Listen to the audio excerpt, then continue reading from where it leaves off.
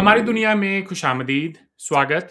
दोस्तों, इस वक्त पूरी दुनिया में अमेरिका और इज़राइल की तरफ से ईरान में की जा रही जंग तवज्जो का मरकज़ बनी हुई है। ऐसे में इंटरनेशनल फ़ोकस जो है वो अफ़गानिस्तान और पाकिस्तान के दरमियान हो रही जंग पर इतना नहीं है। थोड़ी बहुत रिपोर्टिंग हुई है इधर-उधर, लेकिन ज़्यादा बात ईरान के हवाले से ही हो रही है।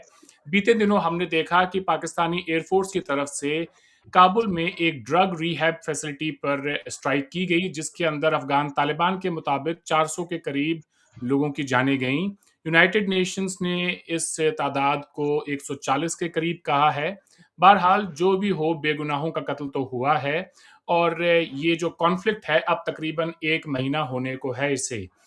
आज हम पाकिस्तान और अफ़गानिस्तान के हवाले से बात करेंगे और जानने की कोशिश करेंगे कि ये जो एस्केलेशन दिन-ब-दिन बढ़ती जा रही है, ये पूरे खित्ते के लिए कितनी खौफ़नाक है। इसका असर हमारे इस पूरे रीजन पर क्या होगा? हमें पाकिस्तान से जॉइन किया है एम्बेसडर अब्दुल बासित साहब ने। हिंदुस्तान से हमारे मेहमान हैं मेजर जनरल बीके शर्मा। आप दोनों का प्रोग्राम में खैर मकदम है। बासित साहब, मैं आपसे प्रोग्राम का आगाज़ करना चाहूँगा। पाकिस्तान ने सालों से अफ़गान तालिबान की हिमायत की है। आज जब पाकिस्तान के अंदर तहरीक-ए-तालिबान पाकिस्तान की तरफ से अटैक्स बढ़ रहे हैं, क्या पाकिस्तान के अंदर अब ये एक रियलाइज़ेशन है कि हमारी ये जो पॉलिसी थी गुड और बैड तालिबान की, अब ये उल्टी पड़ गई है? आप कैसे देखते हैं इन तमाम टेंशन है इसे? बिस्मिल्लाहिर्रहमानिर्रहीम। बहुत शुक्रिया मुझे अपने शो में लेने का। देखिए, जहाँ तक ताल्लुक़ है पाकिस्तान की तालिबान को सपोर्ट का, ये बात किसी हद तक मैं समझता हूँ कि थोड़ा-सा ऑफ द मार्क है, क्योंकि पाकिस्तान के लिए पीस बहुत इम्पोर्टेंट है अफ़गानिस्तान में, और उसका चूँकि बराह रास्त अगर अदम इस्तेहकाम पैदा होता है, तो उसका बराह रास्त हम पे असर होता है। तो पाकिस्तान की जब हुकूमत थी हामिद कारज़ाई की भी, अशरफ गनी की भी, तो हमने पूरी तरीके से उनको सपोर्ट भी किया था, बल्कि आईएसएफ वगैरह को भी हमने सपोर्ट किया था, जो international security forces in Afghanistan थी। तो हमारी तो कोशिश हमेशा से यही यही है कि अफ़गानिस्तान में मुकम्मल तौर पे अमन आए। दूसरी जानिब एक दहशतगर्दी एक बहुत बड़ा मसला रहा है पाकिस्तान के लिए, और हामिद कारज़ाई और अशरफ गनी के ज़माने में टीटीपी को और बाकी जो बलूचिस्तान से रिलेटेड दहशतगर्दी की तंजीमें, उनको काफ़ी स्पेस वहाँ मिली हुई थी। जब तालिबान आए 15 अगस्त 2021 को, तो हमारा यही ख्याल था कि अब जो स्पेस अवेलेबल थी टीटीपी और दूसरी दहशतगर्द तंजीमों को, कम अज़ कम तालिबान, चूँकि ये सारे जो लोग थे ये पाकिस्तान में रहे हैं, इनको मालूम है, यहाँ से इन्होंने बहुत जो है अपना वक़्त गुज़ारा है पाकिस्तान में, तो हम कह सकते थे कि एक लिहाज से हमारे लिए एक बेहतर तब्दीली थी, इसमें कोई शक नहीं। और हमारी तवक्कुआत यही थी कि जो अफ़गानिस्तान के तालिबान हैं, वो पाकिस्तान में जो कम अज़ कम जो दहशतगर्दी की कार्रवाइयाँ हो रही हैं, उनको रोकने में एक अहम किरदार अदा करेंगे। लेकिन हमारी तवक्कुआत पूरी नहीं हुई बदकिस्मती के साथ।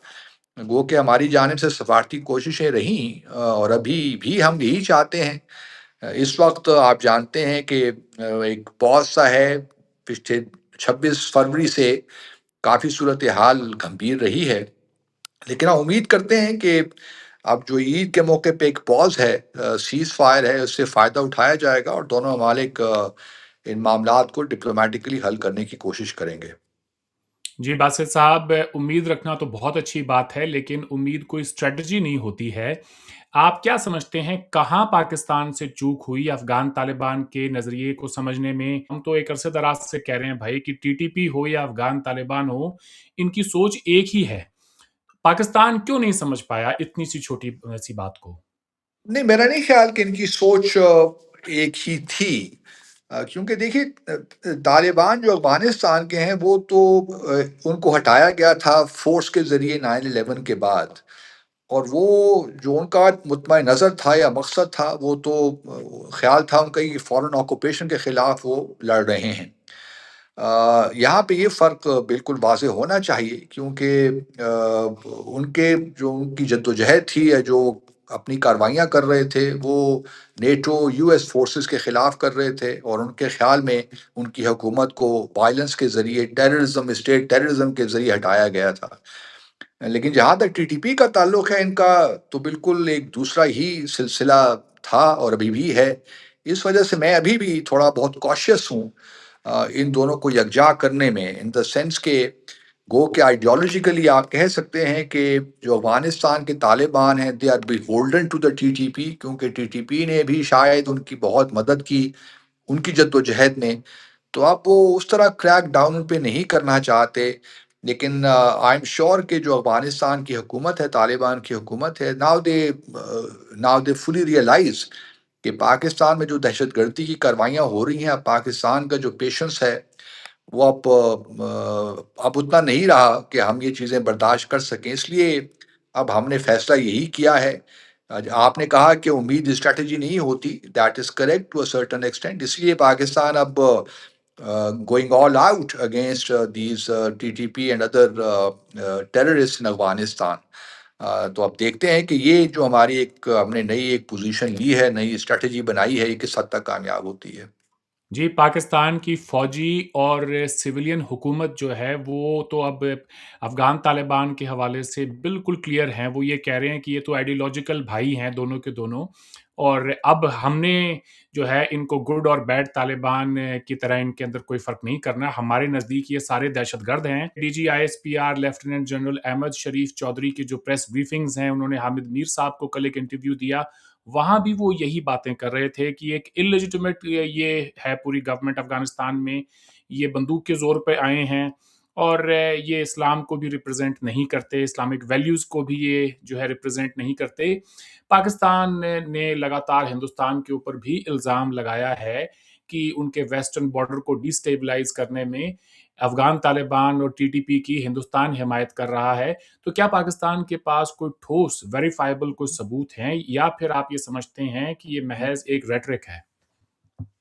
नहीं, रेटरिक तो नहीं है साहब, क्योंकि हमारे पास जो सबूत हैं, हमने तो बहुत डॉज़ियर्स इस मामले में बना रखे हैं और हमने शेयर भी किए हैं दुनिया भर के साथ।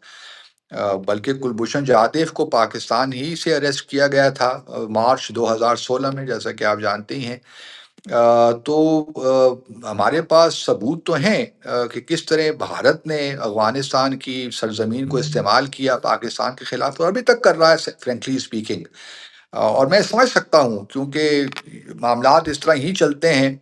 और ख़ास तौर पे अगर आप देखिए ना, तो तालिबान की जब हुकूमत 15 अगस्त 2021 को आई, तो उस वक़्त Bharat United nation security council का प्रेसिडेंट था और भारत ने बहुत तेज़ी के साथ वहाँ पे एक रेज़ोल्यूशन लेकर आ गए यूनाइटेड नेशन सिक्योरिटी काउंसिल में। 2516 30th अगस्त की ये रेज़ोल्यूशन है, यानी कि 15 दिन के बाद। और उसमें भारत ही ने बताया कि जी ये टेररिस्ट हैं, इनके साथ कोई एंगेजमेंट नहीं हो सकती। सब बातें वो जो आज हो रही हैं उसी कॉन्टेक्स्ट में। और आज हम देख रहे हैं कि साल के बाद भारत हॉप-नॉप कर रहा है उसी तालिबान गवर्नमेंट के साथ और उनके हक में, उनकी फ़ेवर में मुख्तलिफ स्टेटमेंट्स भी आ रही हैं हर जगह से, चाहे वो यूनाइटेड नेशन सिक्योरिटी काउंसिल में हो या वैसे भी हम देखते हैं कि वज़ारत ख़ारिजा की आपकी जानिब से बेशुमार स्टेटमेंट्स आ रही हैं सपोर्टिंग द तालिबान।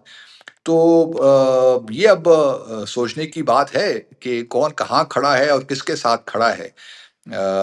जो तालिबान कल तक आपके लिए दहशतगर्द थे, आप उनके साथ बातचीत नहीं करना चाहते थे, अब वो विज़िट्स भी कर रहे हैं, चाहे वो मुल्ला अमीर मुत्तकी हों या उनके कॉमर्स मिनिस्टर हों या उनके एजुकेशन मिनिस्टर हों, वो सब भारत भी आ रहे हैं, तो आप भी उनके साथ एंगेज कर रहे हैं। तो बहरहाल ये एक इंटरनेशनल रिलेशंस का या रियल पॉलिटी का एक हिस्सा है। तो हम समझ सकते हैं कि आपके कंसर्न्स क्या थे, ख़ास तौर पे जब बांग्लादेश में हुकूमत तब्दील हुई और पाकिस्तान और बांग्लादेश के ताल्लुकात में गर्मजोशी पैदा हुई, तो फिर आपने यही समझा कि अब अफ़गानिस्तान से मज़ीद प्रॉब्लम्स क्रिएट किए जाएँ पाकिस्तान के लिए, जिसकी वजह से आज आपके लिए जो तालिबान हैं, अफ़गानिस्तान में वो बहुत अच्छे हैं। वो बेहतरीन काम कर रहे हैं हुकूमत में। तो हमारे तो पोज़ीशंस में अगर कोई तब्दीली आई है, तो इस हवाले से ज़रूर आई है, क्योंकि हमारी तवक्कुआत थी तालिबान के साथ, लेकिन वो पूरी हुँ। नहीं हुई अनफॉर्च्यूनेटली। जी। आपके इन्हीं सवालों को मैं जनरल शर्मा की तरफ भी लेके जाऊँगा और उनसे ये जानने की कोशिश करूँगा कि पाकिस्तान के इस सीधे-सीधे इल्ज़ाम को वो कैसे देखते हैं। वैसे ये भी कहता चलूँ कि जब अफ़गान तालिबान ने काबुल पर कब्ज़ा किया, तो उस वक़्त के पाकिस्तान के जो वज़ीर-ए-आज़म थे, उन्होंने तो उन्हें मुबारकबाद दी और अफ़गान कौम को भी मुबारकबाद दी कि गुलामी की ज़ंजीरें तोड़ी हैं उन्होंने। जनरल शर्मा, आप कैसे पाकिस्तान के इस इल्ज़ाम को देखते हैं और बासित साहब ने जो बातें की हैं, उसमें भी कुछ इज़ाफ़ा करें? अरविंद, पहली बात तो ये है कि मैं इस as as an Indian state representative नहीं हूँ। I am an independent strategic analyst. जी, और तभी जो आपको मेरा बुलाया। हुँ। हाँ मौकफ है वो बिल्कुल एक डिटैच्ड तरीके से मैं इसके ऊपर कमेंट करूंगा। सबसे पहले जब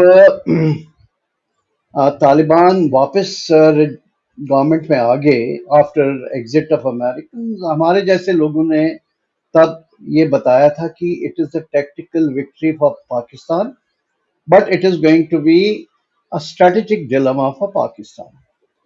एंड रीजन उसका ये था कि पाकिस्तान ने हमेशा अफगानिस्तान को एक टैक्टिकल वेंटेज पॉइंट से देखा है, ना कि एक स्ट्रेटेजिक वेंटेज पॉइंट से, कि किस तरीके से वहां पूरा जो स्ट्रेटेजिक एनवायरनमेंट है उसको रीशेप किया जाए और उसके कुछ बेसिक फैक्टर्स जो हैं वो अंडरस्टैंड करने की जरूरत थी। And first was ideology, right. Afghanistan में उन्होंने जो भी रिजीम बनाई, it was based on tenets of Islam, right. And they did not succumb to any pressures world over. अब वही आइडियोलॉजी दे वुड एटलीस्ट सी कि वो एक्सटेंड करे केपी एरिया में, खैबर पख्तूनिस्तान, जहां Pashtuns are in majority. So Pakistan की जो आइडियोलॉजी है it is mostly a hybrid ideology. There are elements of so called democracy and there are elements of tenets of Islam. लेकिन जो सिस्टम है आइडियोलॉजिकल डिस्पेंसेशन जो वो अफगानिस्तान की है वो बिल्कुल मुख्तलिफ है। Factor one. Second thing is Pashtun sentiment. Pashtun sentiment जो है वो कन्फाइंड नहीं है to certain provinces of Afghanistan. It transcends the borders and it comes to the area of Pakhtunistan, Khyber Pakhtunistan, because Pashtun से वो लोग जो है इकट्ठे आना जाना उनका रहा है, there is a cultural link. तो उसी के साथ सवाल जुड़ जाता है दुरंद लाइन का, जो हमेशा एक इमोटिव इशू रहा है पाकिस्तान के लिए, अफगानिस्तान के लिए। अब जब आप unilaterally without taking them into consultation you start fencing the border, right, उसके ऊपर पूरा आपने पॉपुलेशन मूवमेंट कंट्रोल कर दिया।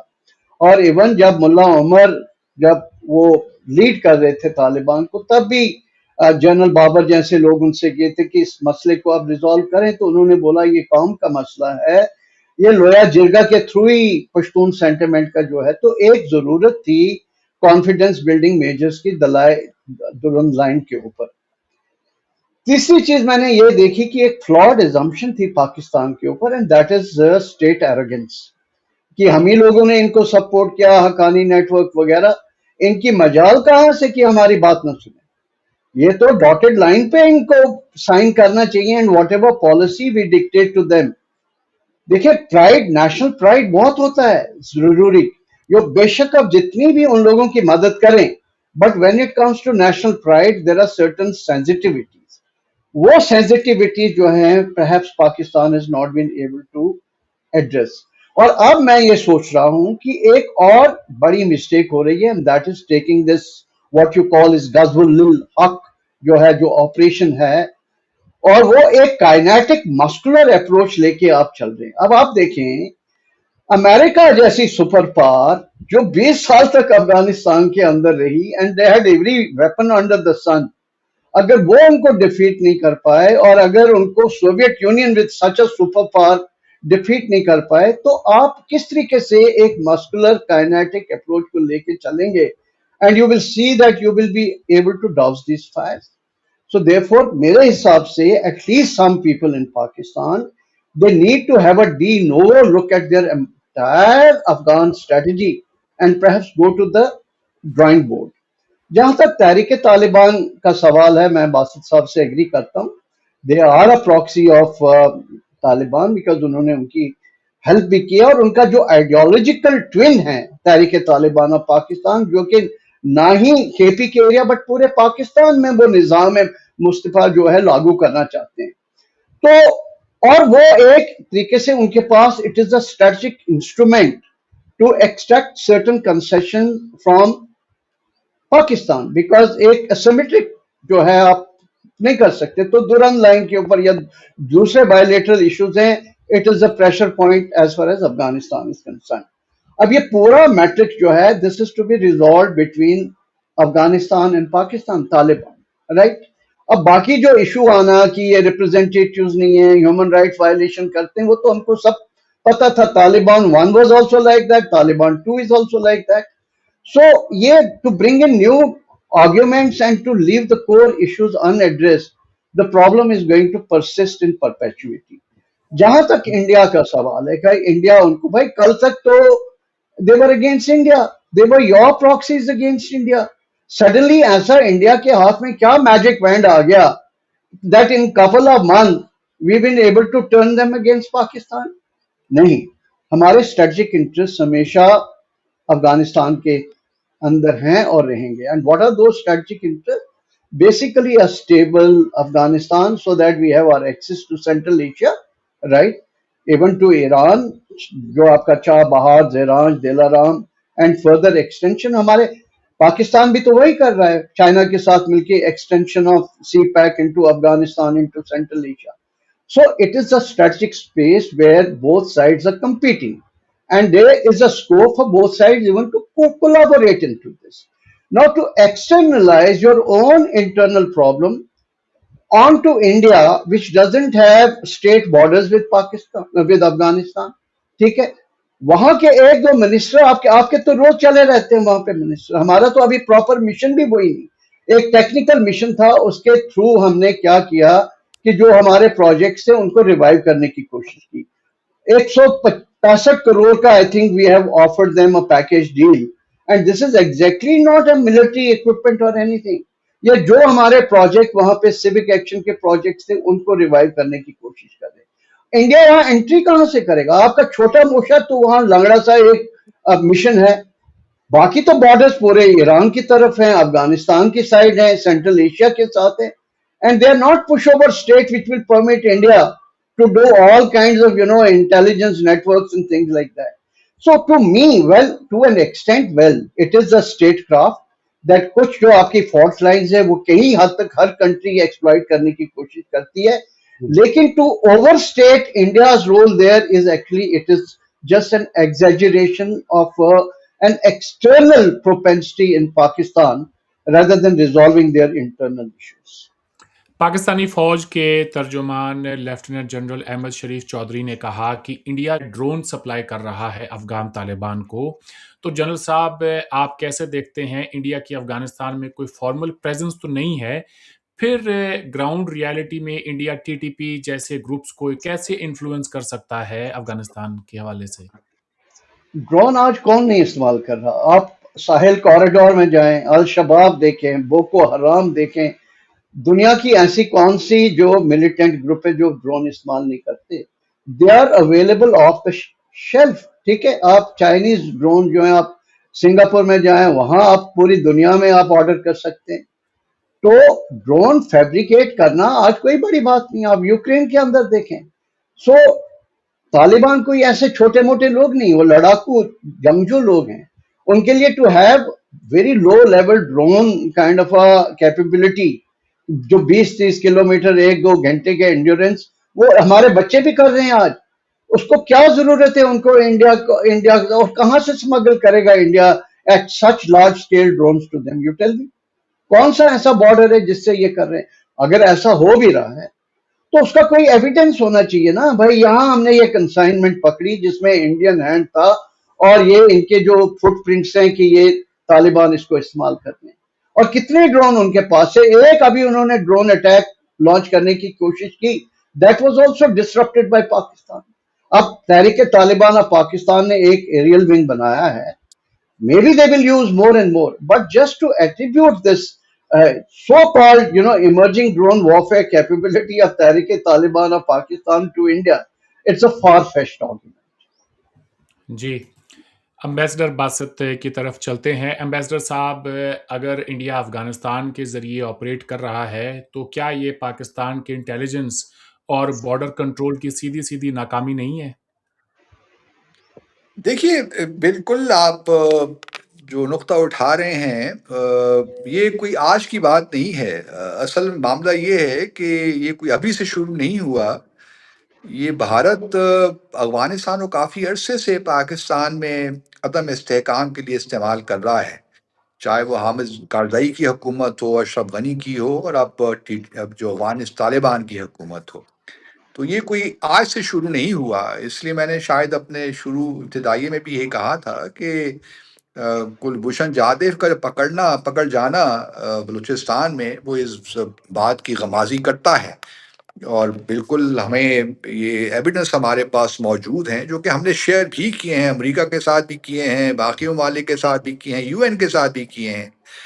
तो ये कहना कि जी ये अफ़गानिस्तान में जो या पाकिस्तान में जो दहशतगर्दी की कार्रवाइयाँ हो रही हैं, उसमें भारत का कोई हाथ नहीं है, ये बिल्कुल नॉन स्टार्टर है इन माय व्यू, क्योंकि हम सब जानते हैं भारत के अज़ाइम क्या हैं और क्या रहे हैं। ख़ास तौर पे बलूचिस्तान के हवाले से तो आपकी अपनी पॉलिटिकल लीडरशिप और आपके नेशनल सिक्योरिटी एडवाइज़र बहुत दफ़े बहुत सी बातें कर चुके हैं। तो इस वजह से एक एक हमें पॉलिसी एक नज़र आती है, एक ट्रेंड नज़र आता है भारत की जानिब से, कि वो बलूचिस्तान के मामले में क्या सोचते हैं और किस तरह वो उसको देख रहे हैं। तो अब बहरहाल मैं ये भी नहीं कहता कि ये टोटली एक्सटर्नल मामला है। इसमें ऑब्वियसली इंटरनल वेरिएबल्स भी हैं, और both dimensions are there, external, internal. और हमें पाकिस्तान को यकीनन जो इंटरनल मामला है, जहाँ हम एक्सटर्नली डील तो कर रहे हैं अब तालिबान के साथ, लेकिन हमें इंटरनली भी अपने जो अगर कोई लूज़ एंड्स हैं, तो हमें उनको बेहतर करना है। जो हमारे यहाँ केपी में जो फाडा रीजन्स का मर्जर हुआ, उसको हमने बेहतर बनाना है। तो काफ़ी चीज़ें हैं जो हम इंटरनली हमें करनी पड़ेंगी, ताकि, क्योंकि मैं हमेशा से ये कहता रहा हूँ कि इस मामले के 2 डायमेंशंस हैं, एक्सटर्नल है, एक इंटरनल है, और जब तक दोनों चीज़ों को इकट्ठे तौर पे हम हैंडल नहीं करेंगे, उस वक़्त तक शायद हमारे लिए बहुत मुश्किल होगा कि हम इस दहशतगर्दी के मामले को एड्रेस कर सकें। तो लेट्स होप कि अब ये एक सीरियसनेस ऑफ पर्पज़ है, हुकूमत अब समझती है कि तालिबान के साथ हमने बहुत डील कर लिया, बहुत कोशिश कर ली थ्रू नेगोशिएशंस, थ्रू डायलॉग, वो हमारी बात शायद समझ नहीं रहे, तो अब वाहिद तरीका यही रह गया कि उन पे फ़ोर्स के ज़रिए प्रेशर बिल्ड किया जाए।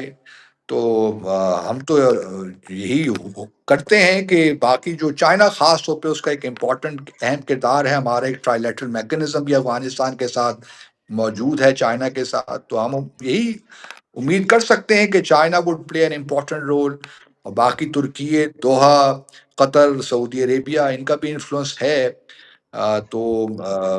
लेट्स होप कि ईद के बाद क्या देखते हैं, ईद के बाद क्या सूरत हाल बनती है। जी, बासत साहब, कुलभूषण जाधव 2016 के अंदर आपने उसे पकड़ा, 2021 में तालिबान आए, और जिस वक़्त कुलभूषण जाधव का मामला है, वो ईरान से, कुछ लोग कहते हैं जी उनको पकड़ा गया, पाकिस्तान का वर्ज़न ये है कि पाकिस्तान से पकड़े गए। एनीवेज़, बात ये है कि उस वक़्त अशरफ गनी की हुकूमत थी, तालिबान की हुकूमत नहीं थी। तो कब तक एक ही कुलभूषण जाधव का नाम लेते रहेंगे? आपको ये नहीं लगता कि ये, जैसा आपने कहा कि इंटरनल हमारे जो इश्यूज़ हैं, वो ज़्यादा बड़ा फैक्टर है कि अफ़गान तालिबान के साथ में आप जो है मुज़ाकरात एक के बाद एक करने के बाद भी वो किसी कामयाबी की तरफ नहीं गए, तो कुछ न कुछ आपकी अपनी मिसरीडिंग्स भी हैं उन्हें लेके? नहीं, मैं ये नहीं कह रहा कि सिर्फ़ इंटरनल है, दोनों फैक्टर्स हैं, एक्सटर्नल भी है और इंटरनल भी है, और दोनों हुँ, को साथ लेकर हमने चलना है। कौन-सा इम्पोर्टेंट है, कौन-सा कम इम्पोर्टेंट है, ये भी एक अलग बहस है।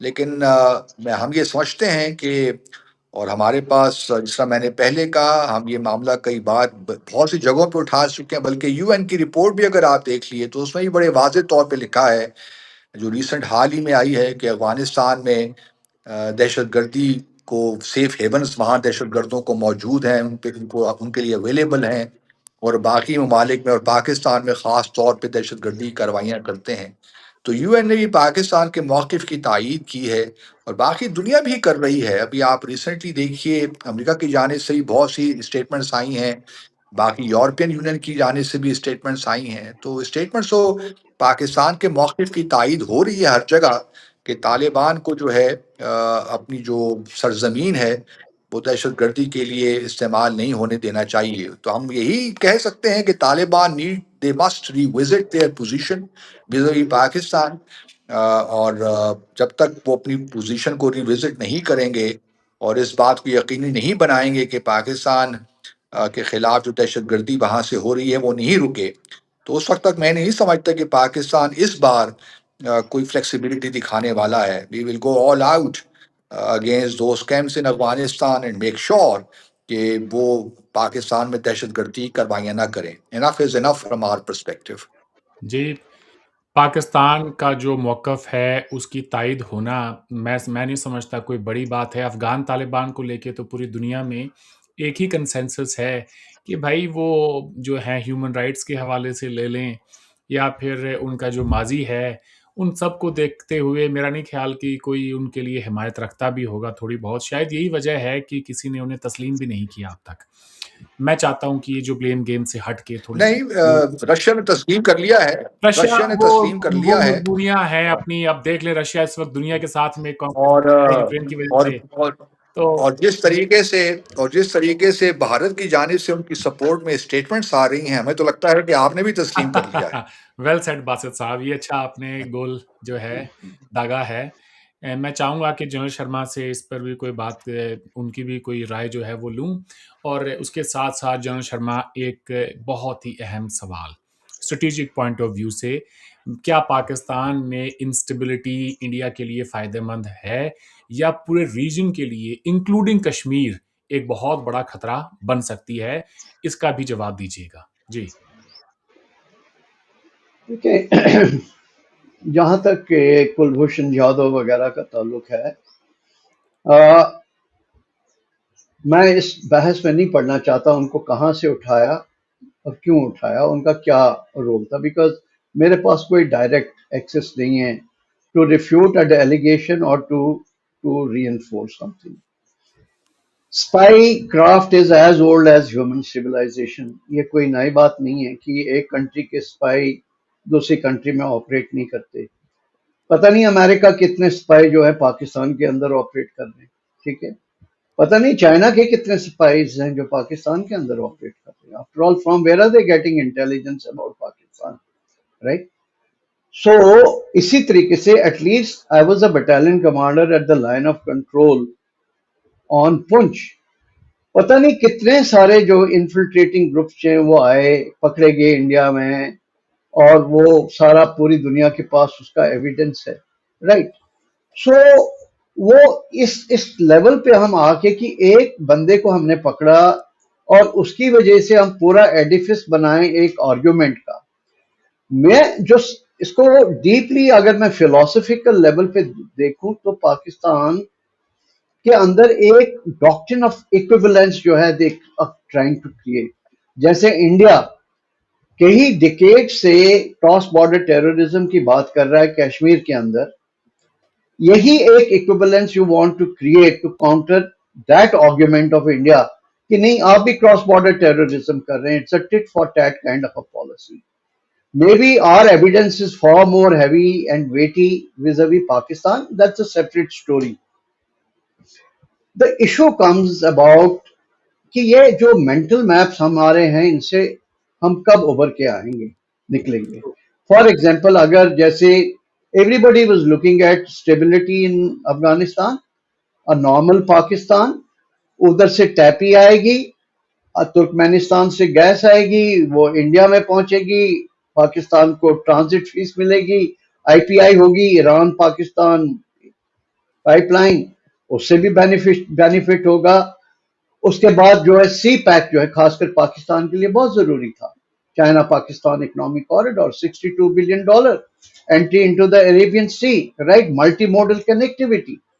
लेकिन उसका भी आप देखें किस तरीके से प्रोग्नोसिस जो है वो poor prognosis है because of the Baloch factor, क्योंकि उनके certain grievances हैं वहाँ local कि भाई ये हमारी territory, हमारे resources हैं and we are not stakeholders, and that is the primary reason for this getting scuttled. Now, as if it was not enough, अब जो West Asian crisis है उसका इम्पैक्ट दोनों पाकिस्तान और इंडिया के ऊपर पड़ेगा, बिकॉज हम दोनों एनर्जी स्टार्व्ड कंट्रीज हैं, हमारे डायस्पोराज वहां पे हैं, वहां से रेमिटेंसेस आते हैं। अगर हम वो फ्रंट पे हमारी ये एफर्ट होनी चाहिए कि उस फ्रंट को किसी तरीके से पैसिफाई किया जाए।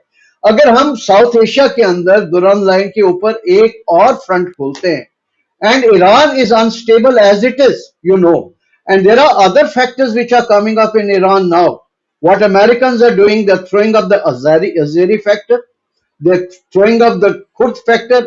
It's a matter of time. You don't trust Americans that they will also throw the Baloch factor here to put, maybe a triangular squeeze onto Iran besides, the regime change. So as individual countries, both Pakistan and India, it is not in our long-term strategic interest. हम ये जो तू मैं कि हट के let's take a long-term view of geopolitical developments in our region and see that how do we insulate, how do we hedge against these very very inimical development, geopolitical developments which are taking place.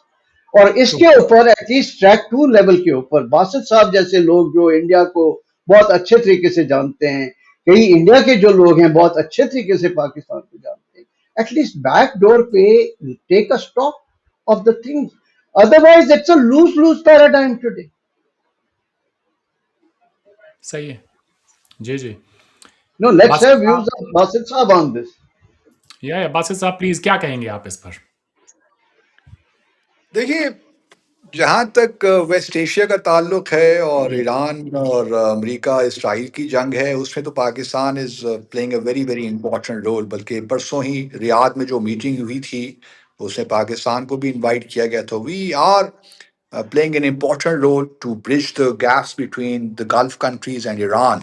और हमारी ख्वाहिश तो यही है, क्योंकि हमारा Iran के साथ 1500-1600 लॉन्ग किलो हमारा बॉर्डर भी है, तो हमारे लिए तो डायरेक्ट उसका इम्पैक्ट है वो सारी सिचुएशन का। तो हमारे, और जिस तरह शर्मा साहब ने बिल्कुल सही फरमाया, हमारे वहाँ डायस्पोरा है, रेमिटेंसेस आती हैं, तो हमारे लिए तो बड़ी सीरियस सिचुएशन है। इसलिए पाकिस्तान बड़ा एक्टिव इसमें रोल प्ले कर रहा है।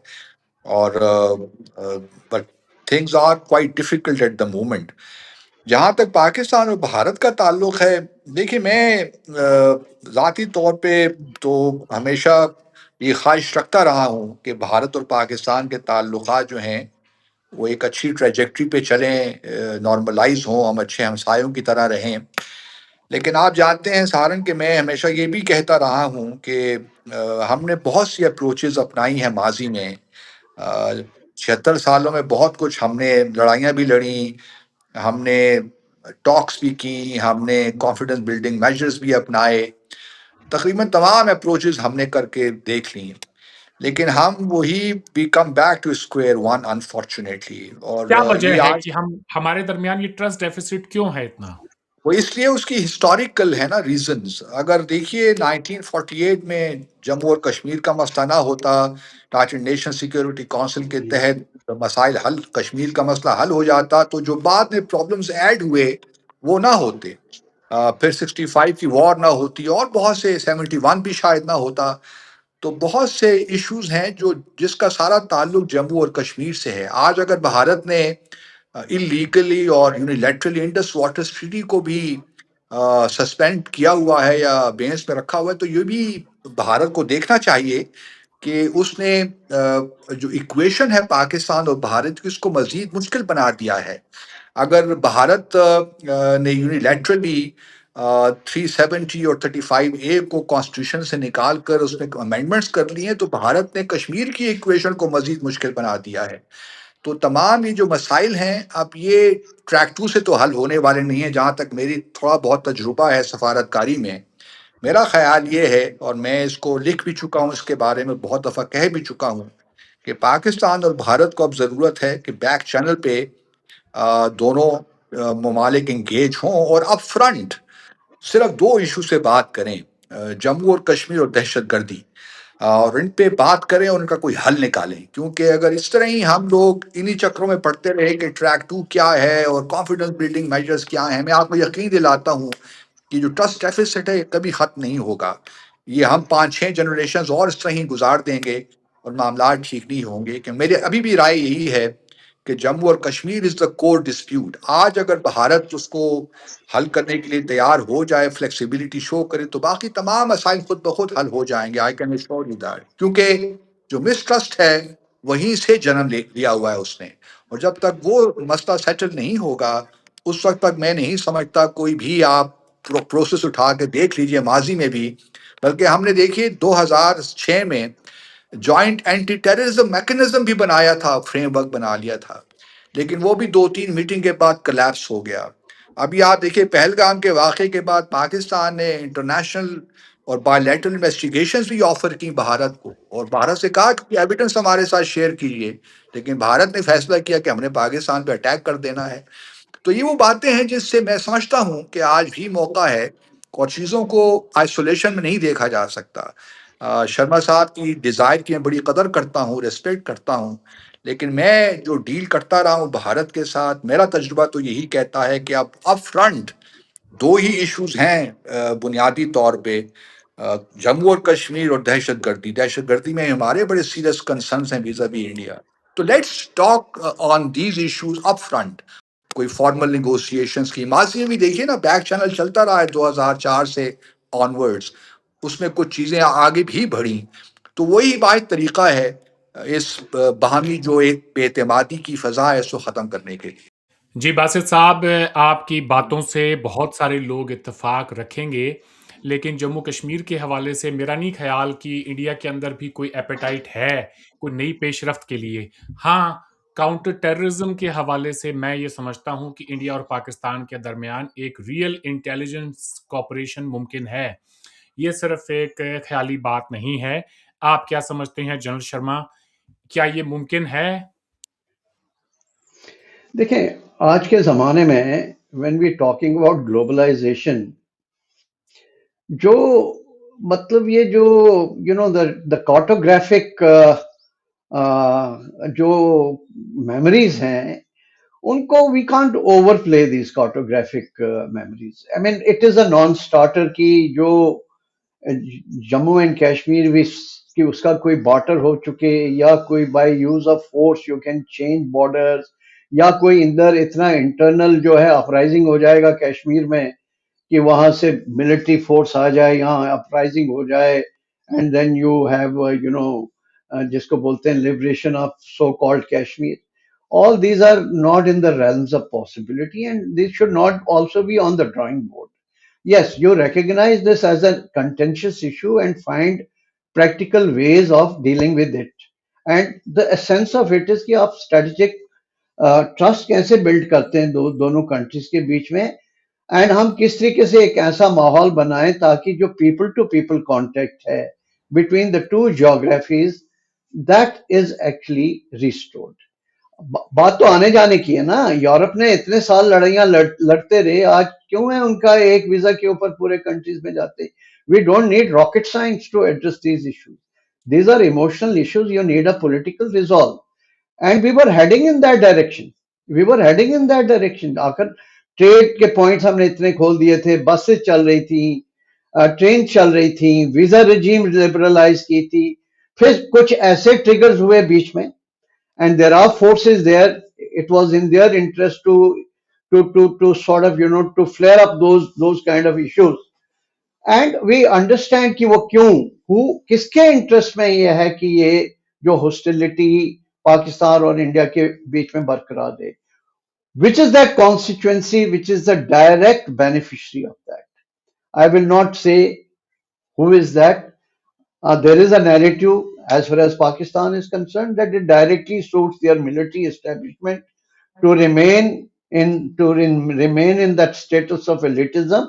जब आपके पास थ्रेट ही नहीं है तो फिर क्या है आपकी, वो वेयर इज द एलिटिज्म? कम लोग बोलेंगे आप नहर खोदें, जंगल लगाएं, सड़कें बनाएं, आपके क्या प्रॉब्लम्स हैं? So there is a deep vested interest, and जो इंडिया की तरफ से रिएक्शन हुआ, it is out of sheer fatigue and frustration that India has adopted a muscular approach after a period of time. एक जो low hanging fruit है, and that I totally agree with Wasif sahab, and he may not recall when he was high commissioner, he spoke at USI. I was that time the deputy director research, and I asked him this question about intelligence sharing mechanism, and he had alluded कि हाँ ये अच्छी बात है कि हम करें. हमारी जो बैक चैनल जो डिप्लोमेसी है जिसकी इन्होंने बात की, ये पूरी होनी चाहिए कि आप किस तरीके से क्रॉस बॉर्डर टेररिज्म को डील करें. अगर कुछ एलिमेंट्स वहां से कश्मीर के अंदर आ रहे हैं, उनको कैसे रोका जाए, बॉर्डर के ऊपर कैसे रोका जाए, और अगर इनके कुछ खदशात हैं इंडिया को लेके, अफगानिस्तान या बलूचिस्तान के, उनके ऊपर बातचीत हो. ठीक है. And even if you have some influence on Taliban to stabilize this region, that can also be put to use. ये बातचीत होनी चाहिए, और ये तभी होगी जब हम अपना जो ऑफ्ट रिपीटेड नैरेटिव है या पोजीशन है, उससे हट के एक रैशनल एम्पिरिकल एविडेंस बेस्ड के ऊपर हम बात करें. ठीक है. So that is something which is I feel is extremely important, and that is the only way forward. लेकिन मैं ये भी नहीं समझता कि आप कि ये इट इज इन जिसको बोलते ना इनसॉल्वेबल प्रॉब्लम. फिर तो ह्यूमन डिग्निटी या ह्यूमन जो लीडरशिप जो है वो कहां से आएगी. लीडर्स कौन होते हैं? लीडर्स वो हैं जो एक नैरेटिव से हटके एक नया पैराडाइम क्रिएट करें. बट उसके लिए हमें थोड़ा सा डीप इंट्रोस्पेक्शन करना पड़ेगा रिस्पेक्टिव साइड पे. और उसके बेसिकली अगर हम कॉस्ट बेनिफिट एनालिसिस करें, इमोशंस इश्यूज को एक तरफ रख के, they are also important. It is a win win situation. आप देखें, ट्रेड अगर दोनों कंट्रीज के बीच में शुरू हो जाए तो कितना बेनिफिट पाकिस्तान को ही होगा. एनर्जी सिक्योरिटी को लेके, whether it is pharmaceutical, whether it is your other implements, वो ट्रेड अभी भी तो दुबई से चल रही है. अब तो दुबई वैसे डूब गया. It will take couple of years for Dubai to reemerge. जो जिस तरीके से ये है, अगर कल को यही ट्रेड दोनों कंट्रीज के बीच में होती तो कितनी अच्छी बात होती. हम एक दूसरे की जो प्रेशर पॉइंट्स है उसको एब्जॉर्ब कर पाते. तो मेरा ये है कि हम थोड़ा सा हमें हट के सोचना है, और इसमें मेरी जो अपनी पोजीशन यह है कि पाकिस्तान जो मिलिट्री एस्टेब्लिशमेंट है, उसको they have to do a very deep introspection कि क्या state sovereignty and state integrate territorial integrity are as relevant, और is it the state prosperity which is more important. If it is state prosperity, state well-being, then आपकी जो line of argument and line of approach to statecraft will be different. जी, general Sharma, एक और सवाल आप ही से है, और यही सवाल मेरा बासित साहब से भी होगा. आज बहुत सारे इंडिपेंडेंट एनालिस्ट दोनों मुल्कों में ये समझते हैं कि भारत और पाकिस्तान दोनों ने अफगानिस्तान को एक प्रॉक्सी बैटल ग्राउंड बना लिया है. ये जो लगातार इंस्टेबिलिटी अफगानिस्तान और पाकिस्तान के दरमियान बढ़ रही है, इसका स्ट्रेटेजिक फायदा आखिर उठाता कौन है? ये मेरे से सवाल पूछ रहे ये हैं या आपसे बासित सवाल है, साहब? और यही सवाल बासित साहब से भी होगा. जी. अच्छा देखें, you look at the history of Afghanistan. वहां तो ग्रेट गेम कब नहीं चली है. ठीक है. वो तो जब हम इकट्ठे थे इंडिया पाकिस्तान, तब भी तो वहां 19th सेंचुरी की ग्रेट गेम चली थी between tsarist Russia and then Soviet Russia and then the British empire. और चाइना उसमें एक प्लेयर था, but they were on the margin. तब भी वो ग्रेट गेम चली. ये पूरी जो फसाद की जड़ है, जिसको मैं बोलूंगा फितना है अमेरिका, ये इन्होंने तब शुरू किया जब वो सोवियत कोल्ड वॉर के थ्रू जो है, जब उन्होंने पाकिस्तान के थ्रू तालिबान को पकड़ के मुजाहिदीन खड़े करके जो वहां पे उन्होंने we played into the hands of American grand strategy of the great game of the 20th century. उसके बाद दोबारा जब वहां पे उन्होंने वो जो अटैक्स हुए 9/11 के, उसके बाद दोबारा ऑपरेशन एंड्योरिंग फ्रीडम किया, जो एंड्योरिंग फ्रीडम क्या है उसका नाम. उसके बाद वो फिर आए, फिर ये एक नई ग्रेट गेम की शुरुआत हुई. आज किसको बेनिफिट हो रहा है इसका? What is that? After you look at the statements of Trump, hunting with hounds and running with hares, Pakistan के अगेंस्ट उन्होंने ये स्टेटमेंट किया था ना, एंड किस तरीके से उन्होंने बोला था कि हमारे ही पैसे लेके वो तालिबान को हमारे अगेंस्ट क्रिएट कर रहे हैं. आज वही अमेरिका जो है, they want to be a stakeholder in Balochistan. अब उनको सडनली उनके मिनरल्स नजर आने शुरू हो गए. पहले तो इकोनॉमिक सैंक्शंस लगा दी, अब सडनली उनका जो दिल धड़कना शुरू कर दिया अमेरिका के लिए, पाकिस्तान के लिए कि they have a right to support. अभी दिल धड़कना शुरू हो गया. अब सडनली उनका इंटरेस्ट जो है फिर से Bagram, they want a toehold. It's a new phase of a great game. वहां यूक्रेन में they played their card, it did not succeed. Now you want to open another front through Pakistan, Afghanistan into Central Asia, and the whole thing is target is China. Target is China. We have to understand. And I feel for some reason, why is Pakistan so excited to ride the American horse today? And iska ek beshak, you may cozy up to America, it is your sovereign right. But uska jo penalty as far as your relations with China are concerned, क्या उसका भी आपने long term जो है इसका कोई net net assessment किया है या कॉस्ट बेनिफिट एनालिसिस किया है? So you can't be, putting your stools in too many legs and then think that at the end of the day, you will emerge as a winner. So this is a very confused kind of a state, and it doesn't, as far as India is concerned, destabilization of this region is not in our interest. कभी भी आपका neighbour अगर ये unsettled है, अब पाकिस्तान तो बहुत बड़ा कंट्री है, यहाँ छोटा कंट्री नेपाल जैसा कंट्री अनसेटल्ड हो जाता है, we are not happy with it.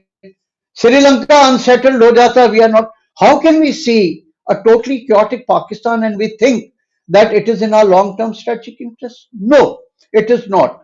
And therefore, everybody will have to pitch in to see that we stabilize the entire region.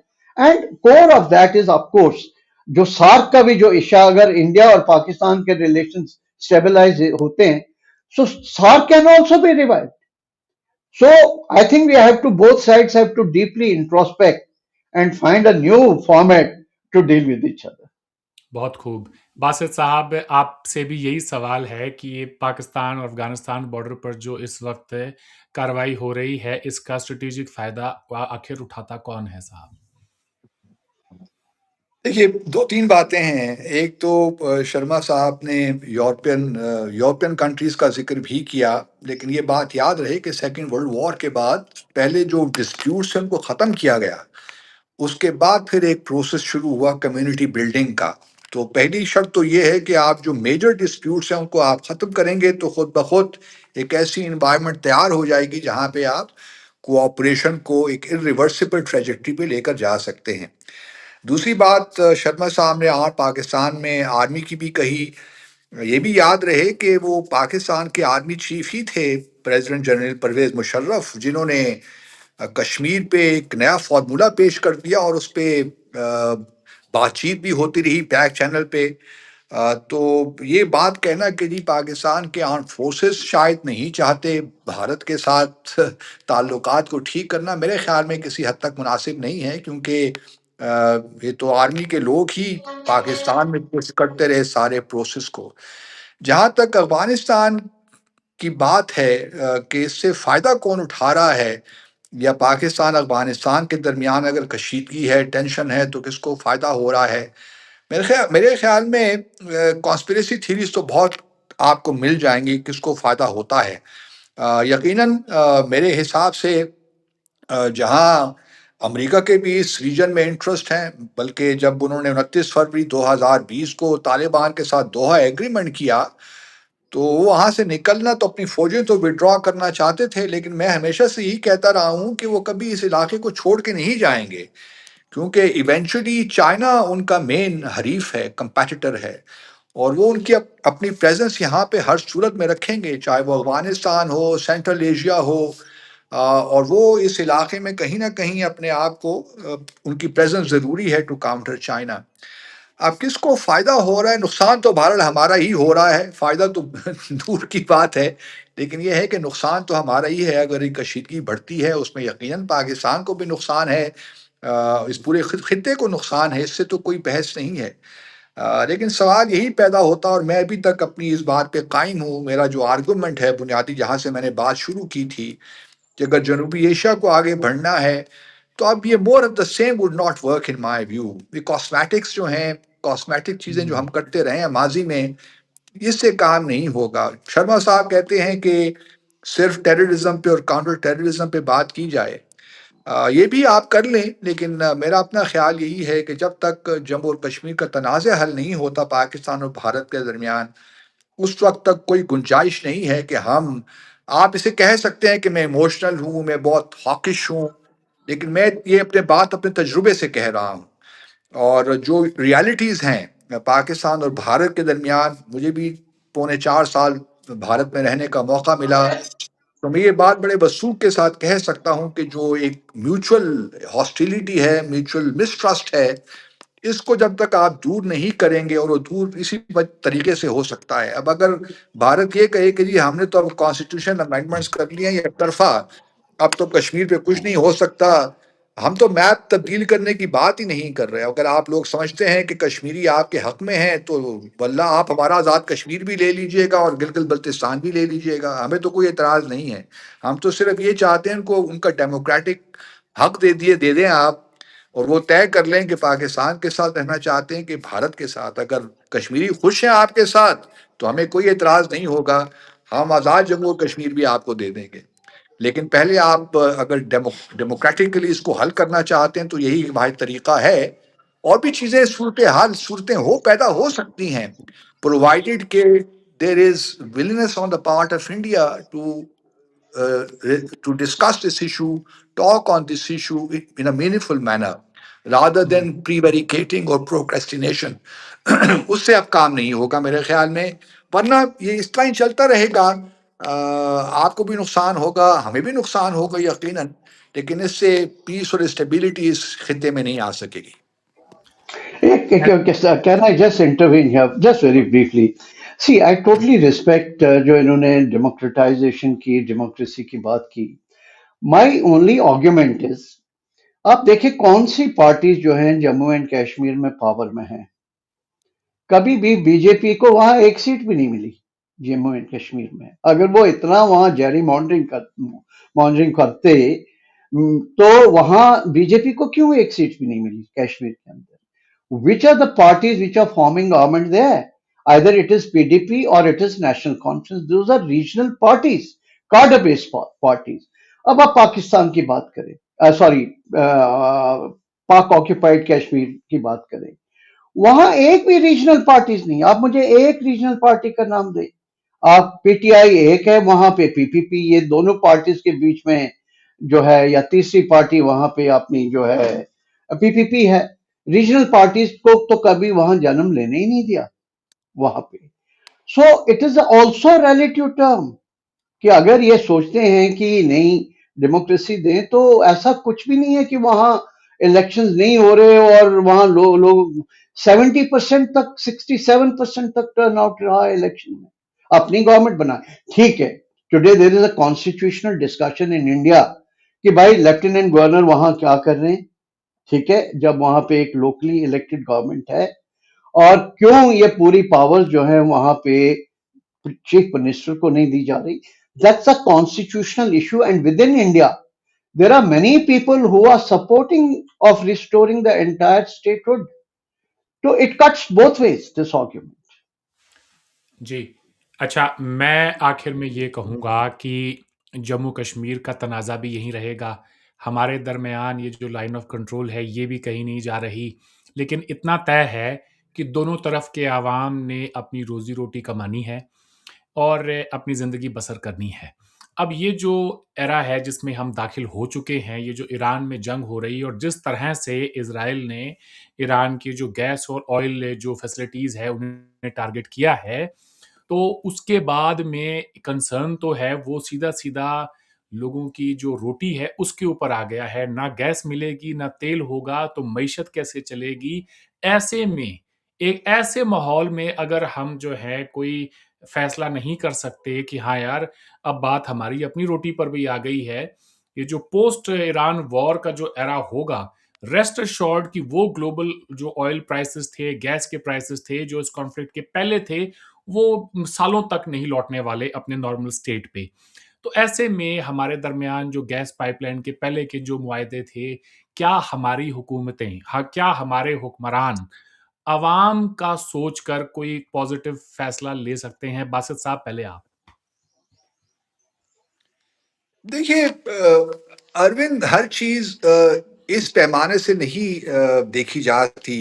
रोटी कपड़ा और मकान, हाँ, हाँ। जो कौमें होती हैं वो कुछ प्रिंसिपल से भी जिंदा रहती हैं, वरना ईरान ने अभी तक गिव अप कर दिया होता। बहुत सैंक्शन ईरान पे भी लगी, बहुत कुछ हुआ, लेकिन ईरान नेवर सरेंडर, कैपिचुलेटेड। उनके कुछ अपने नुक्ता नज़र से कुछ प्रॉब्लम्स थे जो जिस पे वो डटे रहे, और आज भी वो बहुत से लोग वहाँ पे शहीद भी हो रहे हैं, उनकी तमाम लीडरशिप को भी ख़त्म कर दिया गया है, लेकिन अवाम उनके हुकूमत के साथ ही खड़े हैं। जो अमेरिका और इसराइल का एक रिजीम चेंज का ख्वाब था, वो चकनाचूर होके रह गया। तो सही। बाज़ औक़ात प्रिंसिपल्स के लिए खड़ा होना पड़ता है। और सिर्फ ये socio economic development is not everything in nation states, ना ये लोगों की लाइफ में। कहीं आप प्रिंसिपल्स पे खड़े होते हैं, कहीं सैक्रिफाइसेस देते हैं। और मेरा अपना ख्याल यही है कि जहाँ हमें इन चीज़ों पे इन चीज़ों के बारे में कॉग्निजेंट होना चाहिए कि जी कहाँ पे हमारी सोशियो इकोनॉमिक डेवलपमेंट को हम किस तरह आगे लेकर जाएं, लेकिन इसका हरगिज़ ये मतलब नहीं है कि हम प्रिंसिपल्स पे कंप्रोमाइज़ करना शुरू कर दें।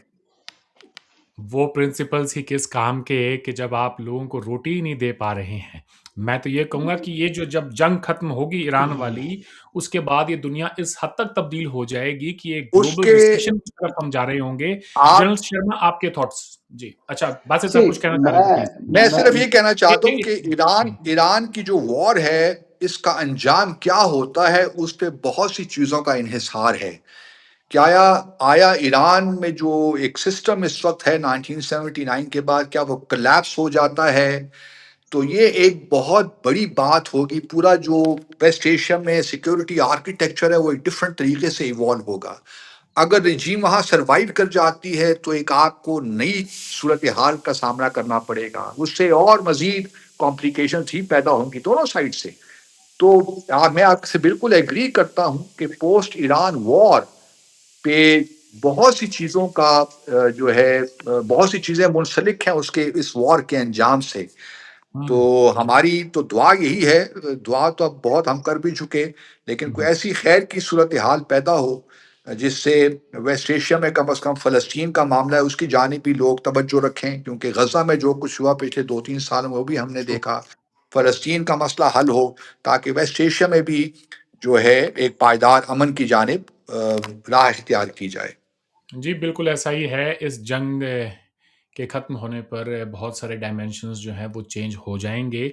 बहरहाल इतना तो तय है कि रिजीम चेंज के लिए अमेरिका को बूट्स ऑन द ग्राउंड उतारने पड़ेंगे।